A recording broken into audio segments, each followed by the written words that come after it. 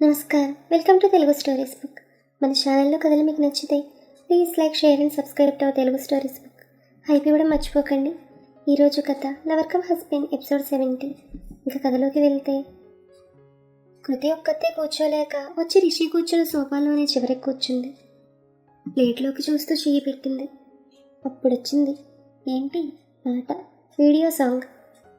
తీయ తీయని కలలను కనడమే తెలుసు కమ్మని ప్రేమలో, మనసంతా నువ్వని చెప్పడం తెలుసు ప్రేమనే మత్తులో, ఎన్నాళ్ళైనా నేనుండిపోగలను నీ కౌగిళ్ళలో, నేనెవరన్నది నీ మరచిపోగలను చూస్తూ నీ కళ్ళలో. ఇద్దరూ తినకుండా టీవీ వైపు చూశారు. కొంచెం ఇబ్బందిగా ఫీల్ అయ్యారు. ఆ లిరిక్స్ చాలా కనెక్ట్ అయ్యాయి వాళ్ళ సిచ్యువేషన్కి. తెలియకుండానే వాళ్ళిద్దరూ ప్లేట్స్ పక్కకు పెట్టారు. చల్ల చల్లని మంచుకి అర్థమే కాదు ప్రేమ చలువేమిటో, నునువెచ్చని మంటలు ఎగరవే నాడు ప్రేమ సెగలేమిటో, వచ్చి రాని కన్నీటికి తెలుసు ప్రేమలో తేమిటో, ముద్దే ఇవ్వని అధరాలకి తెలుసు ఈడు బాధేమిటో. ఇలా పాట వస్తుండగా కృతి రిమోట్ కోసం చూసింది. రిమోట్ రిషి పక్కనే ఉంది. తీసుకుందామంటే రిషి తన్నే చూస్తున్నాడు. మురిపెంతో సరసం తీర్చమంటోంది ప్రాయమీ వేళలో, తమకంతో దూరం తెంచమంటోంది తీపి చెరసాలలో, విరహంతో పరువం కరిగిపోతోంది ఆవిరై గాలిలో, కలిసుంటే కాలం నిలిచిపోతుంది ప్రేమ సంకెళ్ళలో, తీయ తీయని. రిషి కృతి వైపు రెప్పవేయకుండా చూస్తున్నాడు. కృతికి చెమటలు పడుతున్నాయి. ఆ చూపులు చాలా ఇబ్బందిగా ఉన్నాయి తనకి. వెంటనే ఇంకో సాంగ్ వచ్చింది. పరువం వానగా నేడు కురిసేనులే, ముత్తు మురి పాలలో ఈడు తడిసేనులే అంటూ రిషి కృతి పక్కకు జరిగాడు. అంతే, కృతి కంగారుగా లేచి కిచెన్లోకి వెళ్ళింది. రిషి కూడా తన వెనకే వచ్చాడు. కృతి తను చూసి కంగారుగా వెళ్ళిపోయింది. కానీ రిషి తను చేయి పట్టుకుని ఆపాడు. కృతి ఎంత విడిపించుకుందామన్నా వదలడం లేదు. దగ్గరకు లాక్కున్నాడు. ఇద్దరి కళ్ళల్లో అంతులేని ప్రేమ, ఏదో చెప్పాలనే ఆరాటం. కానీ అదేంటో మాటలు రావడం లేదు. కృతి కళ్ళ మీద ముద్దు పెట్టాడు. కృతి తెలియకుండానే తను హక్ చేసుకుంది. రిషి ఇంకా గట్టిగా హక్ చేసుకున్నాడు. 10 నిమిషాలు అలానే ఉండిపోయారు. ఎంత పనిచేసింది పాట. రిషి కృతిని వదిలి తన నుదుటి మీద కిస్ చేశాడు. 2 పెదవులను తన వేలుతో నిమిరాడు. కృతి హార్ట్ బీట్ ఫుల్గా పెరిగిపోయింది. తన పెదవులను దగ్గరగా తెచ్చాడు. సరిగ్గా కరెక్ట్గా కాలింగ్ బెల్ మోగిందప్పుడే. దాంతో ఇద్దరి లోకంలోకి వచ్చారు. కృతి తన వైపు చూస్తూ వెళ్ళి తలుపు తీసింది. మిత్ర తన కూతురు హనీతో వచ్చింది. నీ ఎంకమ్మ మిత్రగా వచ్చినందుకు నిన్ను మనోళ్ళు తిడతారే, అది కూడా ఎలాగో తెలుసా? వద్దులే. హనీకి కృతి అంటే ఇష్టమని ఫస్ట్లోనే చెప్పాను. రిషిని టీవీలో చూస్తుంటుంది. కృతి హే హనీ అంటే ఎత్తుకుని ముద్దు పెట్టింది. దాంతో రిషి బుగ్గరుతుకున్నాడు. మిత్ర ఇద్దరి వైపు చూసింది. టీవీలో వస్తున్న పాట చూసింది. మిత్ర నవ్వుకుంది. ఏరా అలా ఫ్రీజ్ అయ్యావు, నేను డిస్టర్బ్ చేశానా అని అడిగింది మిత్ర. అదేం లేదు. అవును, మీ హబ్బీని కూడా తేవాల్సింది అన్నాడు రిషి. మా అత్తయ్య గారు అర్జెంటుగా ఊరు వెళ్ళాలంటే దింపడానికి వెళ్ళారు. మమ్మల్ని రమ్మన్నారు. ఇదిగో ఇది వద్దంటే వద్దని గొడవ. అందుకే వాళ్ళటు మేము ఇటు అంది. గుడ్. సరే డిన్నర్ అయిందా అని అడిగింది కృతి. లేదే, మీది? తిందామని పెట్టుకున్నాం, మీరు వచ్చారు. అమ్మయ్య, చాలా రోజుల తర్వాత నీ చేతి వంట తినబోతున్నాను అని మిత్ర అనగానే, హలో వంట నేను చేశాను అని కాలు ఎగరేశాడు రిషి. అబ్బో, నా వారఫలాలు చెక్ చేసుకోవాల్సిందే అంది మిత్ర. మీ ఫ్రెండ్ అంత కాకపోయినా ఏదో నేను చేయగలనంటూ కృతి వైపు పొరగా చూశాడు రిషి. కృతి సిగ్గుపడితే దిక్కులు చూసింది.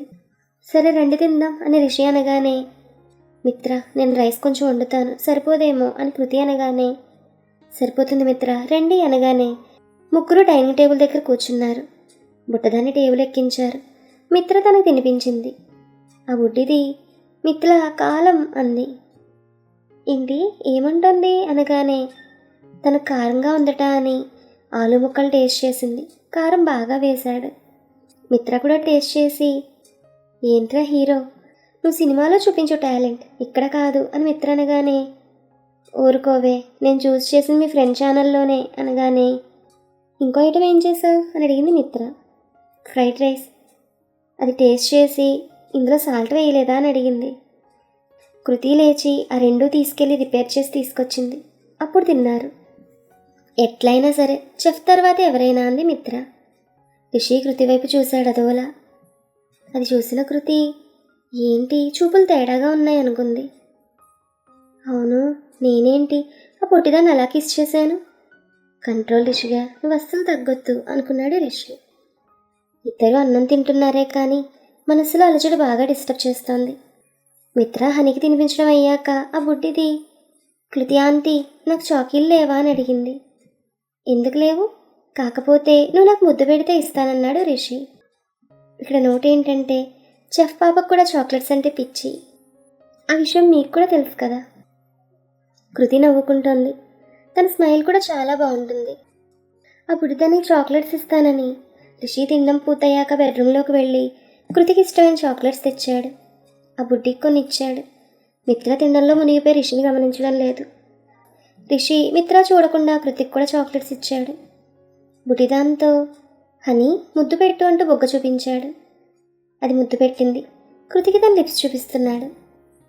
అది చూసిన కృతి, ఏంటి ఇలా అడుగుతున్నాడు, ఏమైంది వీడికి, పాత రిషి నిద్ర లేచాడా ఏంటి అనుకుంది. మిత్ర తినడం కంప్లీట్ చేశాక, నేను ఇదంతా క్లీన్ చేస్తాను, మీరు బాల్కనీలో కూర్చోండి అంది కృతి. వాళ్ళు ముగ్గురు వెళ్ళారు. ఏంట్రా, ఏమంటోంది మీ ఆవిడ అని అడిగింది మిత్ర. మాట్లాడితేగా తెలిసేది ఏమంటోందో అన్నాడు రిషి. అంటే 1 వీక్ నుంచి నాతో మాట్లాడడం లేదు. నువ్వేదో అని ఉంటావు, అందుకే మాట్లాడడం లేదేమో. ఇలాంటివి బాగా చెప్తావు. నువ్వేమన్నావో చెప్పు బే. నాకు దెబ్బ తగిలింది. తను ఫస్ట్ ఎయిడ్ చేసి కళ్ళలో నీళ్లు తెచ్చుకొని నొప్పిగా ఉందా అని అడిగింది. నువ్వు చేసిన గాయం కంటే ఇదేం పెద్దది కాదని నేను అన్నాను. అంతే. మిత్ర రిషి నెత్తి మీద ఒక్కటిచ్చింది. ఎందుకు అలా అన్నావు? ఏ అదేనా చేసింది, నువ్వేం చేయలేదా? ఎంతసేపు దాన్ని తప్పు పడతావు? నువ్వు మాత్రం ఎన్ని మాటలు అన్నావు. పాపం రాది, బేబీ అలా అయ్యేసరికి బాధలో. ఆ మాటకి రిషి చెయ్యి అడ్డం పెట్టి, తనకేనా బాధ, నాకు లేదా అని అడిగాడు. రేయ్, నువ్వు మెంటల్గా మాత్రమే బాధపడ్డావు, కానీ కృతి ఫిజికల్గా కూడా దెబ్బతింది. అది అర్థం చేసుకోకుండా దాని మీద ద్వేషం చూపిస్తున్నావు నువ్వు. ఒకటి చెప్పు, దానికి ఇష్టం లేకుండా ఇంత దూరం వచ్చిందా? నేను ఏది చెప్పినా కాదనకుండా చేస్తుంది నీ విషయంలో అంది మిత్ర. నేను చేయడం లేదా అని అడిగాడు రిషి. చేస్తావు, కానీ యాటిట్యూడ్ చూపిస్తావు అంది మిత్ర. రిషి ఏం మాట్లాడలేదు. సరే వెళ్ళు, తను తీసుకురా అంది మిత్ర. లే అనగానే రిషి వెళ్ళాడు. కృతి కిచెన్ క్లీన్ చేసి బెడ్రూమ్లో పడుకోవడానికి రెడీ చేస్తోంది. రిషి తన్నే చూస్తున్న డోర్ దగ్గర నిలబడి. పిలుద్దామంటే వెళ్ళి హనీని ఎత్తుకుని వచ్చాడు. మీ ఆంటీని రమ్మని చెప్పని తన చెవిలో చెప్పాడు. ఆంటీ, అంకుల్ నేను రమ్మంటున్నాడంది హనీ. ఏ, ఆ విషయం మీ అంకుల్ చెప్పొచ్చుగా అంది కృతి. రిషి దాని చెవిలో ఏదో చెప్పాడు. అంకుల్ ఏదో అడిగాడు, అది ఇమ్మంతుందో అంది. ఆ తర్వాత హనీ రిషిని దింపమని కృతి దగ్గర పరిగెత్తింది. కృతి తన్ని ఎత్తుకుంది. రిషి దగ్గరకు వస్తున్నాడు. అది చూసిన కృతి, అమ్మో ఏంటి వీడు దగ్గరకు వస్తున్నాడు అనుకుంది. రిషి హనీ బుగ్గ గట్టిగా లాగాడు. కృతికి భయం వేస్తోంది. చెయ్యి లేపాడు, కానీ వెయ్యలేదు. కృతి ఆంటీ, ఈ అంకుల్కి ఏమవుతాడు అని అడిగింది హనీ.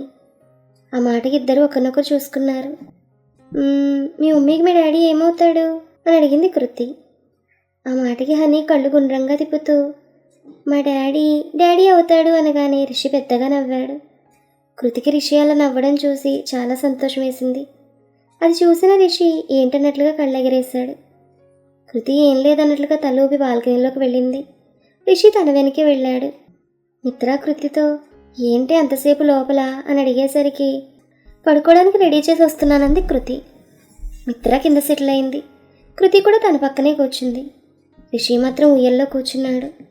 అవును, మనం కాల్ చేసినప్పుడు ఏంటి టెన్షన్గా ఉన్నాను, మళ్ళీ చేస్తానన్నావు, ఏమైంది అని అడిగింది మిత్ర. ఏం లేదు మిత్ర, ఏవో వర్క్ పరంగా చిరాకులు అంతే. ఓహో, అయినా మీ ఫ్రెండ్ సంజయ్ హెల్ప్ చేస్తాడేమో కదా. చేస్తాడు, కానీ తన వర్క్ కూడా చూసుకోవాలి కదా. ఆ మాట విన్నా రిషి చిరాకులా, వర్క్లోనా, అబ్బో అనుకున్నాడు తన మనసులో. రిషి, అన్నట్లు నీ కొత్త మూవీ గురించి చెప్పరా? మన న్యూస్లో చూశాను, భారీ ఎత్తున ప్లాన్ చేస్తున్నారని అని మిత్ర అనగానే అవును అంటూ ఆ మూవీ విశేషాలు చెప్తున్నాడు రిషి. ఇద్దరు వింటున్నారు. అసలు మన Krithi first time Rishi star hero అయ్యాక తన నుంచి మూవీ గురించి తెలుసుకోవడం. అందుకే చాలా శ్రద్ధగా వింటోంది. అది చూసిన రిషి ఇంకా ఉత్సాహంగా చెప్తున్నాడు. మధ్యలో మిత్ర డౌట్స్ అడగడం, రిషి వాటిని డీటెయిల్గా చెప్పడం. కృతి వైపే చూస్తూ చెప్తున్నాడు. అలా అరగంట అయ్యేసరికి హనీ మిత్ర వల్ల నిద్రపోయింది. మిత్ర ఆవలిస్తూ నాకు నిద్ర వస్తోంది, ఇంకా పడుకుంటానంటూ లేచింది. నాకు కూడా అని కృతి అనగానే నేను ఫోన్ మాట్లాడొస్తాను, మీరు వెళ్ళండి అన్నాడు రిషి. వాళ్ళిద్దరూ లోపలికి వెళ్ళారు. మిత్ర కృతితో మాట్లాడుతూ, ఏంటమ్మా నేను వచ్చేసరికి రొమాంటిక్ సాంగ్స్, మీ ఆయన నేనేదో రాంగ్ టైంలో వచ్చానట్లుగా చూపు, ఏం జరుగుతుంది అని అడిగింది మిత్ర. కృతి హనీని బెడ్ మీద పడుకోబెట్టి నువ్వు కూడా ఇక్కడే పడుకో అని తను హనీ పక్కన పడుకుంది. అబ్బా ఏం డైవర్ట్ చేస్తావి, ముందు చెప్పు, మ్యాటర్ ఏమైనా ఉందా లేదా అని అడిగింది మిత్ర. ఏ సిగ్గులేదే నీకు అని నవ్వింది కృతి. నువ్వు ఇలా నవ్వడం చూసి ఎన్ని సంవత్సరాలు అయిందే అంది మిత్ర. అలా ఏం లేదు అంది కృతి. నాకు తెలియదా నువ్వు ఇన్నాళ్ళు ఎలా గడిపావో, రిషికి దూరమై ఎంత నరకం అనుభవించావో. కానీ ఒక్కటి, ఈ 4 ఏళ్ల ముందు నీలో ఉన్న సంతోషం మళ్ళీ ఇవాళే చూస్తున్నానంది మిత్ర. ఆ మాట కృతి సిగ్గుపడింది.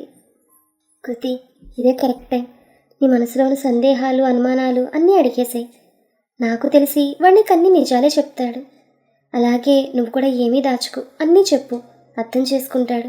వెళ్ళు, వాడు ఫోన్ మాట్లాడడం అయ్యాక ఇద్దరు మాట్లాడుకోండి అంది మిత్ర. ఇప్పుడా? వద్దే అంది కృతి.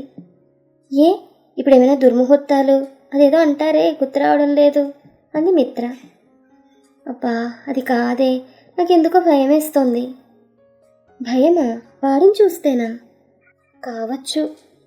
ఇదెప్పటి నుంచో అని పైకి లేచి కృతి చేయి పట్టుకుని లాక్కెళ్ళింది మిత్ర.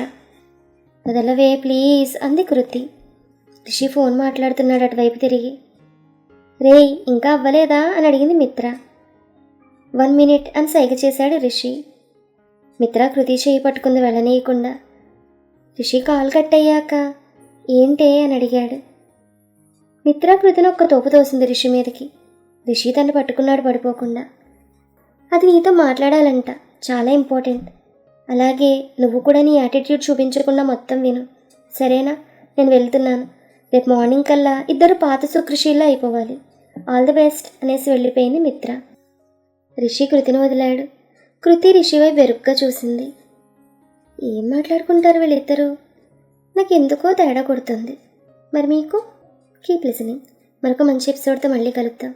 ఈ కథ మీకు నచ్చితే please like, share and subscribe to our Telugu stories book. Thank you.